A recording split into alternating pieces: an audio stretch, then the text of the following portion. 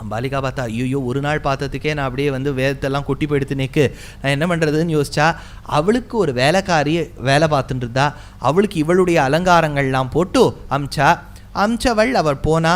வியாசருக்கு ரொம்ப உத்தமமாக சுஷ்ரூஷை பண்ணா. அதெல்லாம் பண்ணி முடிச்சோடனே வியாசர் சொன்னார், உனக்கு ஒரு உத்தமமான ஒரு பிள்ளை பிறப்பான், இவன் வாயிலேந்து வரக்கூடிய ஒரு வார்த்தையும் நீதியும் தர்மமாகும். அயம் சதே சுபே கர்ப்பஹ ஸ்ரேயான் உதரமாகதஹ தர்மாத்மா பவிதா லோகே சர்வ புத்திமதாம்பரஹ. ரொம்ப புத்திமான் படைத்த ஒரு புத்தி படைத்த ஒரு பிள்ளையை ஈன்றெடுப்பாய் சொல்லிட்டார். இந்த பிள்ளை யார்? அதுதான் விதுராழ்வான். விதுரன்கிற பேரோட பிறக்க போகிறது. ஏன் சுவாமி உங்கள் சம்பிரதாயத்தில் எல்லாருக்கும் ஒரு ஆழ்வான் சேர்க்கிறேன்? சக்கரத்தாழ்வார், கூரத்தாழ்வான், பிரஹ்லாத் ஆழ்வான். எதுக்கு ஆழ்வான் சேர்க்கணும்னா, தமிழில் ஆழ்வான் ஆழ்வார்னா ஆழ்ந்து கிடப்பவர்கள்னு அர்த்தம். Those who are immersed in devotion towards the Lord alone are referred to as Azhwan or Azhwar. Chakrathazhwar ஏன்? பகவானுக்காகவே கைங்கரியம் பண்ணணும்னு சுத்தின்னு இருக்கார்.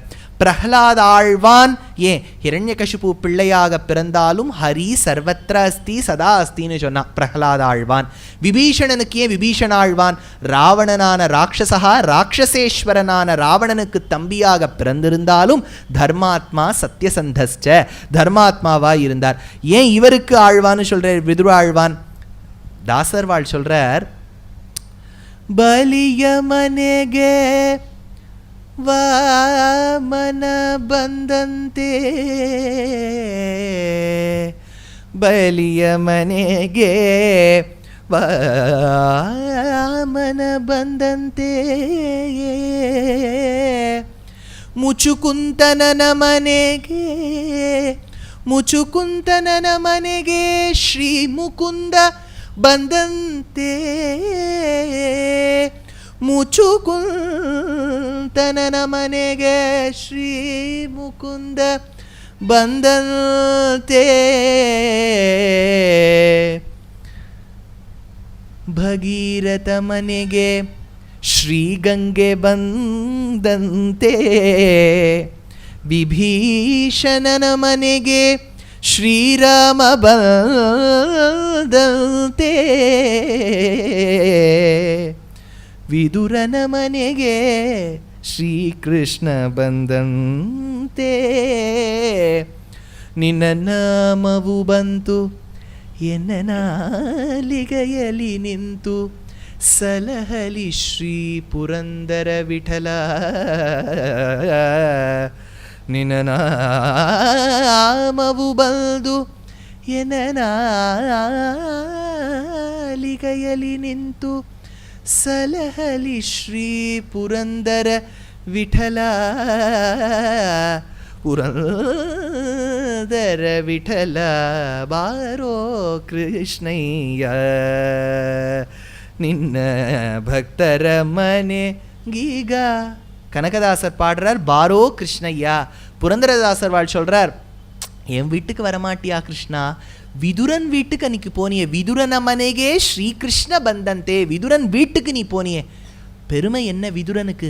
விதுரன் நீத்தி சொன்னதுனால இல்லை, பகவான் எல்லாரையும் விட்டுட்டு இவன் வீட்டை தேடி வந்தான் பாருங்கோ, அதுதான் விதுராழ்வானுக்கு பெருமை. அதுவும் பெருமாள் வந்த அந்த பரபரப்பில் பழத்தை கீழே போட்டுட்டு தோலை கொடுத்ததா சரித்திரம். ஆனால் பகவான் அதை ஸ்வீகரிச்சுண்டாரே, அப்பேற்பட்ட விதுராழ்வானை பெற்றெடுக்க போறாய் அம்மான்னு சொன்னார். சரி, ஆனால் விதுரன் இவ்வளவு நீதிமான் புத்திமான் தர்மவானாக இருந்தாலும், நல்ல அப்பா வியாசர் நல்ல அம்மா தாசி பெண்ணுக்கு பிறந்திருந்தாலும், தாசி புத்திரனானபடியால் எப்போ பார்த்தாலும் துரியோதனன் இவனை மட்டத்தட்டின்றே இருப்பார். காரணம் ஏன் அப்படின்னு சொன்னால், இதுக்கு ஒரு பூர்வ சரித்திரம். இது மகாபாரதத்துலேயும் வருது, பாகவதத்துலேயும் வரும். 3வது ஸ்கந்தம் பாகவதத்தில் வரும், இங்கே பாரதத்தில் வருது. அந்த காலத்தில் மாண்டவ்யர்னு ஒரு ரிஷி, ரொம்ப தவோ வலிமை படைத்தவர், மௌன விரதத்தையே பிரதானமாக கொண்டவர். இதுக்கு முன்னாடி இருந்த பிரதமர் மாதிரி எப்போவுமே. அதனால் வேஷாமியே தான் இருப்பார். அதனால் அவர் வீட்டில் இருந்தபோது இந்த ராஜாவின் அரண்மனையிலேருந்து எடுத்துட்டு வந்த சொத்து பத்தையெல்லாம் இந்த திருடர்கள் இவர் ஆசிரமத்தில் வச்சுடுறா.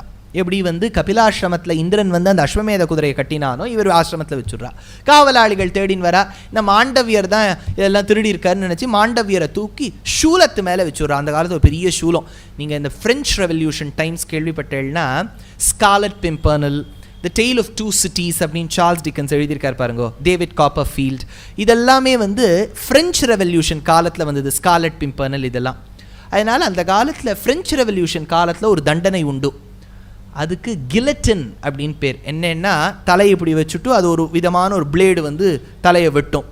ஒரு 40 வருஷத்துக்கு முன்னாடி அமெரிக்கா கண்டத்தில் ஒரு தண்டனை உண்டு. அது எப்படின்னா, அந்த யார் சிறையில் இருக்காளோ அவளுக்கு மரண தண்டனைனா ஒரு பெரிய கமண்டலத்தில் ஜலத்தை வச்சுட்டு ஒரு சொட்டா தலையில் விழ வைப்பா. சுவாமி தலையை ஜலத்தை விழ வச்சா நல்லது தானே. இது ஒரு 5 நிமிஷம் விழுந்தால் நல்லாயிருக்கும், 10 நிமிஷம் கொஞ்சம் ஈரமாயிடும், ஒரு அரை மணி நேரம் ஆனவுடனே நமுத்து போயிடும், அப்படியே நம்பாயிடும். 1 மணி நேரம் ஆனவுடனே ஒரு துளி விழறது இல்லையா, அது நீங்கள் மேருமலையை தலையில் போடுற மாதிரி இருக்கும். உடனே போயிடுவா மனுஷா. அந்த மாதிரிலாம் அந்த காலத்தில் பனிஷ்மெண்ட். இந்த ராஜா இருந்தபோது ஒரு சூலத்து மேலே இந்த மாண்டவியர் உட்கார வச்சுட்டார். மாண்டவியர் வாயை திறக்க மாட்டார், உட்காந்துருக்கார்.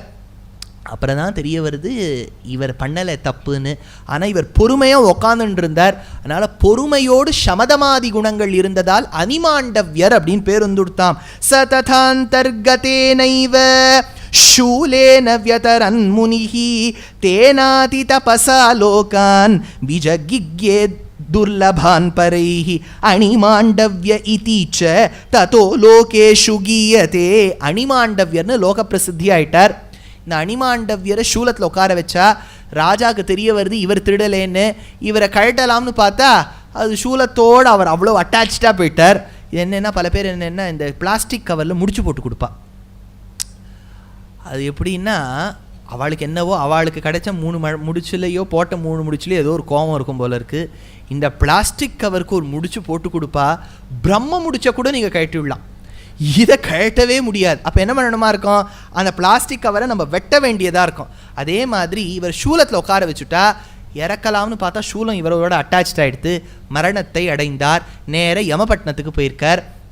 யமபட்டினத்துக்கு போனோன்னு யமனை பார்த்து கேட்டார், எனக்கு ஏன் மௌனவிரதமாக ஒத்தரையும் ஒன்றுமே பண்ணாமல் உட்காந்துட்டுருக்கேன், எனக்கு ஏன்டா இந்த பாவத்தை கொடுத்த தண்டனையை கொடுத்தேன்னு யமனை பார்த்து கேட்குறார். யமன் சொல்கிறார், see when I look into your previous records at around 14 years of age when you were so, it so happened that on January 31st you went to the forest, you took one butterfly, அதை நீ ரெக்கையெல்லாம் பிரித்து போட்ட, அதனால் இந்த பாவம்னார். எவ்வளவு சின்ன வயசில் எல்லாரும் பண்ணியிருக்கா இல்லையா. அதுவும் வந்து அது ஒன்றும் இந்த புல்லை பிடுங்கிறதுன்னு ஒரு வேலை இருக்கு இல்லையா. இந்த சும்மா ஒரு புல்லில் உட்கார வச்சுவிட்டா ஒன்றுமே இல்லைன்னா உட்காந்து அது பண்ணால் ஒரு பாவம்ங்கிறார். அதனால் இந்த பாவம்னார். அதுக்கு அணிமாண்டவியர் சொன்னாராம், இதுக்கெல்லாம் யாராவது பாவம் தண்டனை கொடுப்பாளா? 14 வயசுக்குள்ளெல்லாம் என்ன பண்ணுறோன்னே பாதி பேருக்கு ஞாபகம் இருக்காது, அப்புறமும் ஞாபகம் இருக்காது. 14 வருஷத்துக்கு முன்னாடியே ஞாபகமே இருக்காது. அதனால் அப்பேற்பட்டவாளுக்கெல்லாம் தண்டனை கிடைக்கலாமா அப்படின்னு கேட்டாராம். கேட்டுட்டு சொன்னாராம், நான் வந்து ஒரு விஷயம் சொல்கிறேன், இனிமேலேந்து லோகத்தில் 14 வயசுக்குள்ளே ஏதாவது தவறு செய்தால் அது தண்டனை ஆகாது அப்படின்னாராம். யா சதுர்தர்ஷகாத் வர்ஷான் ந பவிஷ்யதி பாதகம் பரதாஹ குர்வதாமேவம் தோஷம் ஏவ பவிஷ்யதி. 14 இயர்ஸ் கீழே நம்ம நாட்டிலையும் ஒரு சட்டம் இருக்கு இல்லையா, ஒரு 16 வயசுக்குள்ள இருந்தால் ஜுவலைன். அதனால் அவள் ஆக்ட் படி அவர் வந்து கொடிய காரியம் சொன்னாலும் அவரை வந்து கொஞ்சம் 2 வருஷம் ஜெயிலில் வச்சு விட்டுடலாம் அப்படின்னு. அது அணிமாண்டவியர் அந்த காலத்தையும் சொல்லி வச்சு 14 வயசு கீழெல்லாம் தப்பாக எடுத்துக்கப்படாது. பாருங்க, அணிமாண்டவியர் சொல்லி வச்சிருக்கார். இதே கூனி என்ன பண்ணா, ராமன் சின்ன வயசில் அம்பு முனையில் இந்த மண்ணுருண்டையால் அடிச்சாங்கிறதுக்கு தானே பட்டாபிஷேகத்தையே நிறுத்துறா. அதுதான் வித்தியாசம்ங்கிறது. அதனால் ராமர் பண்ண ஒரு சின்ன விஷயத்துக்கு எவ்வளோ வாழ்க்கையில் அனுபவிச்சார் பாருங்க. அதனால் இந்த சாபம் கொடுக்குறார், அதாவது வரம் கொடுக்குறார். இப்போ சாபம் ஒன்று கொடுக்க போகிறார். தர்மராஜா, நீ இந்த மாதிரி ஒரு குழந்தை சின்ன வயசில் பண்ணிடுத்தூங்கிறதுக்காக சூலத்தில் உட்காத்தி வச்சப்பாரு, அதனால் நீ பூலோகத்தில் பிறக்க கடவாய். அந்த காலத்தில் பூலோகத்தில் பிறக்கிறான்னு சொன்னால் அது பெரிய சாபம். நம்மளாம் பெருமையாக கொண்டாடிட்டு இருக்கோம் பாருங்கள், இதை வாங்கிட்டியா அதை வாங்கிட்டியா ஆஃபர் கிடைக்காது. அவளுக்குலாம் மேலேருந்து கீழே வந்தாலே they will look down upon us. ஏன்னா ஃபர்ஸ்ட் ஆஃப் ஆல் டைரக்ஷன் படி பார்த்தாலும் அது டவுன் தான். And they will also look down upon அஸ்னா அவளுக்கு நம்மளை பாட்டா மட்டம். அதனால் அந்த காலத்து தேவர்களுக்கு யாருக்கா சாபம் கொடுத்துட்டான்னு வச்சுக்கோங்க, பூலோகத்தில் ஓன்னு அழ ஆரம்பிச்சுருவானா, ஐயோ பூலோகத்தில் பிறக்க போகிறோமே அப்படின்னு. அதனால தான் நம்ம பெரியவாள்லாம் சொன்னா பாரு, அவள்லாம் வருத்தப்படுறா பூமியில் வரத்துக்கு. நீ மோட்சத்துக்கு வழி தேடாமல் உட்காந்து கவலையே படாமல் சந்தோஷமாக இருக்கியே, அதனால் பஜகோவிந்தம் பஜகோவிந்தம் கோவிந்தம் பஜ மூடமத்தே. திரும்பி போகிறதுக்கு வழியப்பார். இப்போது ஜெயிலில் இருக்கார், ஜெயிலில் போட்டாச்சு. அவர் என்ன யோசிக்கணும், அப்பாடி ஜெயிலேருந்து என்றைக்கு வெளில வர போகிறோன்னு யோசிக்கணும். ஜெயிலே அழகாக ஒரு வுட் ஒர்க்லாம் பண்ணிட்டு ஒரு டபுள் காட்டெல்லாம் வாங்கி போட்டுட்டு டிவியை வாங்கி போட்டுவிட்டா he still in the jail. Before he was in a jail with no comforts. Now he is in a jail with A-class comforts. Yet the concept remains that he is still in the jail. இல்லையா? அதனால் ஒருத்தர் சொன்னார், பாவங்கள் பண்ணால் எப்படின்னார் இரும்பால் செய்யப்பட்ட விலங்கு, புண்ணியங்கள் பண்ணால் எப்படின்னார் பொன்னால் செய்யப்பட்ட விலங்கு. இல்லையா? கையில் ஹேண்ட் கப்ஸ் கொடுக்குறா. சுவாமி இது எது கோல்டில் பண்ணப்பட்டிருக்கு, பெருமையாக இருக்கும். எதில் பண்ணப்பட்டாலும் ஹேண்ட் கப்ஸ் தானே. அதனால் போகிறதுக்கு ஒரே ஒரு வழி என்ன, புண்ணியத்தையும் தொலைச்சி பாவத்தையும் தொலைக்கணும். ஏன் சுவாமி பாவத்தை எப்படி தொலைக்கிறதுனா, பகவான் சொன்னார் அகம் துவா சர்வ பாபேபியோ, என்ன சரணாகதி பண்ணியான பாவம் போயிடும்னார். புண்ணியம் எப்படி போகும், அது ரொம்ப இல்லை போகிறதுக்கு. அப்படி தப்பி தவறி எதாவது பண்ணாலும் பகவான் கிட்ட நம்ம சமர்ப்பணமாக விட்டுட்டோம்னா காரியம் நம்மது, பலன் அவளுடையதுன்னு ஆகிடும். அதனால் புண்ணிய பாப்பங்கள் இல்லைன்னா தான், ஜீரோ பேலன்ஸ் இருந்தால் தான் அக்கௌண்ட் ஒத்துப்பா. ஜன்தன் அக்கௌண்ட்டே எப்படி, நீங்கள் ஜீரோ பேலன்ஸ் வச்சாதான் இல்லையா. 500 ரூபா 1000 ரூபா நோட்டுக்கு வேல்யூ இருக்குன்னா எல்லாரும் அப்படி வச்சுட்டு இருந்தா ஒரே நாளில் பாருங்க அது வேல்யூவே இல்லை, இட் சீசஸ் டு பி. எதுன்னா எது புண்ணியம் நினச்சிட்டு இருந்தோமோ அது ஜீரோக்கு வந்துடுத்து. அன்னைக்கு இருந்த ஒரு சந்தோஷம் பாருங்க, என்ன ஒரு சந்தோஷம், எல்லாருக்கும் அது ஜீரோவாக தான் இருக்குது அப்படின்னு ஒரு சந்தோஷம் இல்லையா.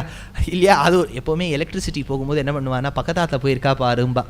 அதனால் அது சின்ன ஒரு அல்ப சந்தோஷம் இல்லையா. அவளுக்கும் போயிட்டு நம்மளும் we are sailing on the same boat. அது மாதிரி எல்லாருக்கும் 500 ரூபா 1000 ரூபா தொலைஞ்ச உடனே அப்பாடி இப்போ எல்லாருக்கும் ஜீரோ வேல்யூன்னு ஆயிடுது.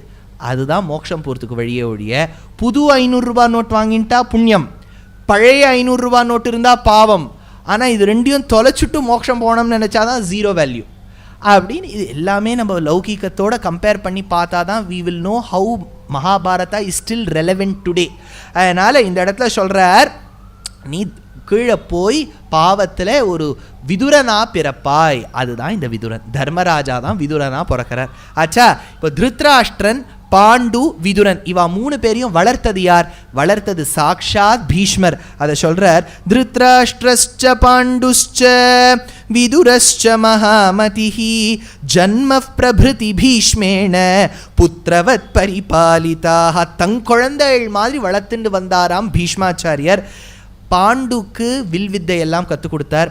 திருத்ராஷ்டிரனுக்கும் அவனுக்கு என்ன கண்ணு தெரியாத இல்லாதவனுக்கு என்ன முடியுமோ எல்லாமே கற்றுக் கொடுத்தார். விதுரனுக்கு நீதி எல்லாம் கற்றுக் கொடுத்தாராம். விதுரனுக்கு நீதி கற்றுக் கொடுத்த விதுரனுக்கு சமமாக லோகத்தில் ஒத்தரும் இல்லையா. த்ரிஷூ லோகேஷு நத்வாசீத் கஷ்சித் விதுர சம்மிதஹ தர்ம நித்யஸ்ததா ராஜன் தர்மே ச பரமம் கதஹ. அந்த சமயத்தில் திருத்ராஷ்டிரன் மூத்த பிள்ளையாச்சே, அவனுக்கு யாராவது கல்யாணம் பண்ணி வைக்கணும்னு யோசிச்சார். அப்போ தான் கேகேய தேசம் அப்படின்னு ஒரு தேசம் நீங்கள் கேள்விப்பட்டிருப்பேள். அதுதான் ராமாயணத்தில் கேகேயம்னு பேர், அதுவே மகாபாரதத்தில் காந்தாரம்னு பேர். காந்தாரம்ங்கிறது is the current day Afghanistan, Pakistan and a small part of the current day Punjab. ஏன்னா பஞ்சாப் நம்மக்கிட்டேயும் இருக்குது, பாகிஸ்தான்லேயும் ஒரு பஞ்சாப் இருக்குது பாருங்க.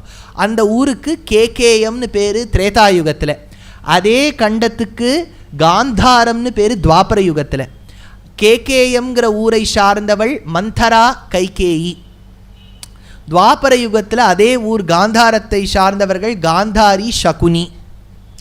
பாருங்க எப்பேற்பட்டவாள்லாம் அந்த ஊர்லேயே வந்திருக்கான்னு. இப்போ யார் இருக்கா நமக்கு தெரியும். அதனால் இது ஒரு பக்கம் இருக்குது. இது ஒருத்தர் சொல்கிறா இதுதான் காந்தாரம், இதுதான் கேகேயம்ங்கிறா. பல பேர் காஞ்சி மகாபிரிவா ஒரு விஷயம் சொல்லுவா. Namaskaram. In the coming months of January and February, there are very many discourses of mine, both in Tamil and in English, across different cities. The details of them have been posted on all my social media handles. Nevertheless, once more, for your attention and for your sake, I would like to read out very quickly.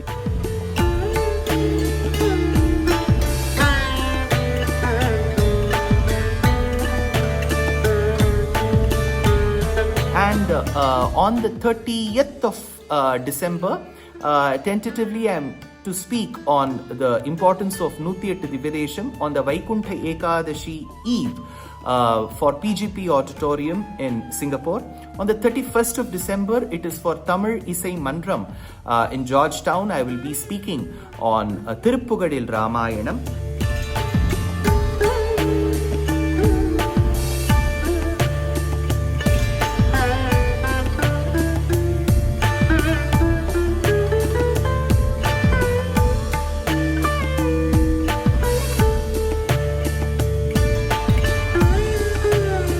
Coming to the month of January, on the 17th of Jan, I will be speaking on Narayaniyam in Wonder for Shanmukhananda in Mumbai.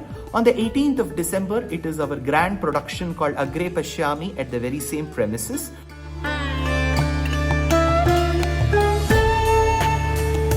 First of February, I am to participate and speak at the Jain University Summit in Kochi. And 13th of February, it will be a special lecture for Shivaratri for Odakattur Mutt, which will be organized by Ramakrishna Bhajana Sabha. On the 22nd of February, for the first time, I am going to be a part of Mayuram Bhajanotsavam in the very, very famous and very close to heart Mayavaram. So that is the program for now. I know it's too many programs. All this has been put in the form of poster. Please do participate wherever you can. Namaskar.